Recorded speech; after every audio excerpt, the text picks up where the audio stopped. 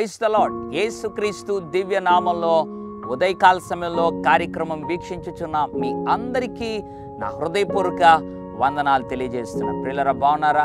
ఉదయకాల సమయంలో మీలో చాలామంది నేను ఎంతోమందిని పలకరిస్తూ ఉన్నాను, ఎంతోమందితో మాట్లాడాలని ఆశపడుతున్నాను, కానీ నన్ను ఎవరు ప్రేమించడం లేదే, నేను కోరుకున్న విధానంగా నాకు ఎవరు స్పందించడం లేదే, ఎంతమందితో మాట్లాడుతున్నా కూడా ఏదో పలకాలి కాబట్టి నాతో పలుకుతున్నారు, హృదయపూర్వకంగా నాకు మాట్లాడి నాకు జవాబిచ్చేవారు లేరే అని అనుకుంటున్నావా?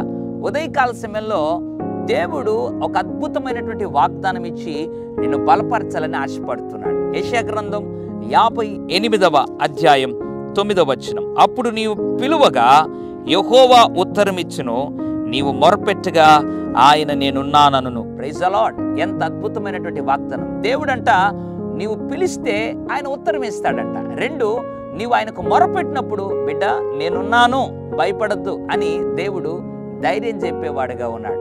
ఇంకెందుకు నీ జీవితంలో దిగులు? ఆలోచించి, మనుషులు నువ్వు పిలవగా పారిపోతూ ఉండొచ్చు, మనుషులు నువ్వు మొరపెట్టుకోగా ఏదో విననట్లుగా ఉండొచ్చు. అయితే దేవుడు అలాంటి వాడు కాదంట. నువ్వు పిలిస్తే ఆయన ఉత్తరం ఇస్తాడంట.